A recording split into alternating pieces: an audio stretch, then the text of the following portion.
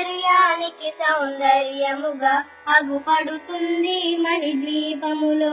పరదేవతను నిత్యము కొలిచి మనసర్పించి అర్చించినచో అపారధనము సంపదలిచ్చి మణిద్వీపేశ్వరి దీవిస్తుంది. పరదేవతను నిత్యము కొలిచి మనసర్పించి అర్చించినచో అపారధనము సంపదలిచ్చి మణిద్వీపేశ్వరి దీవిస్తుంది.